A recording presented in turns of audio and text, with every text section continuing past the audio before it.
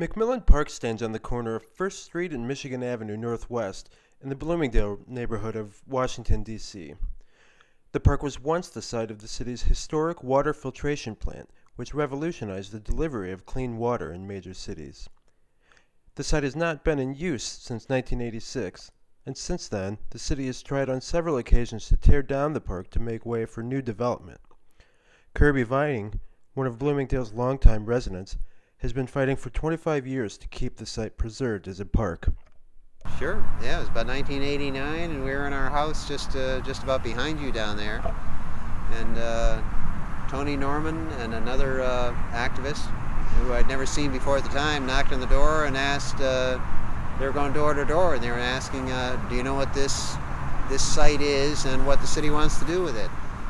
And I said, "I don't know either, but I'm interested to find out both." In 2007, the city awarded a contract to Vision McMillan Partners, a developing company whose design called for the building of a new office space for the nearby Washington Hospital Center, along with the destruction of nearly 90% of the park to make way for condos and a new grocery store. Vining, along with several other members of the neighborhood, came up with alternative plans for the city to consider. With all these plans involve basically destroying the place to varying degrees, but even the current plan is about 80 to 90% destruction. We're trying to get something more reasonable for this. We're trying to get the city to appreciate the value that we see in this place. The park, the reuse of these amazing structures that you see all around you here.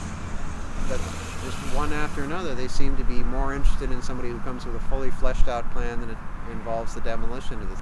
What would the people who live in Northwest near Meridian Hill Park or Malcolm X Park think about? Well, how about we build a Kmart on your or high rises on your park here? It's the same thing to us. Park can be used as a park, and the various resources here repurposed for other really interesting things. We think one of our neighbors there used to play over here as a child. She already knew that, and just feels.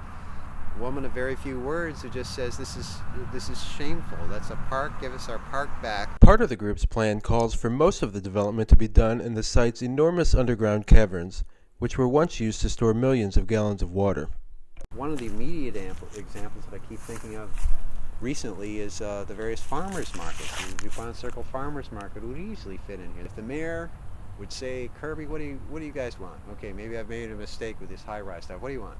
He says, "Well, how about fence off a corner of the site so we could open it up as a park, and open up one of the cells and see if, for example, one of the farmers markets wants to use it just to start."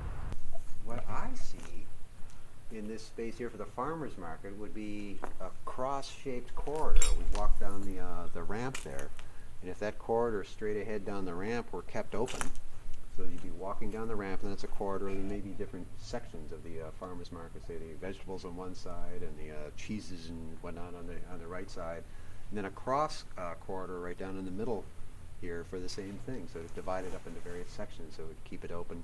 And you can see the light that's in here, and this is one manhole cover that's off. If they were all opened up here, you can see this natural light would be quite adequate.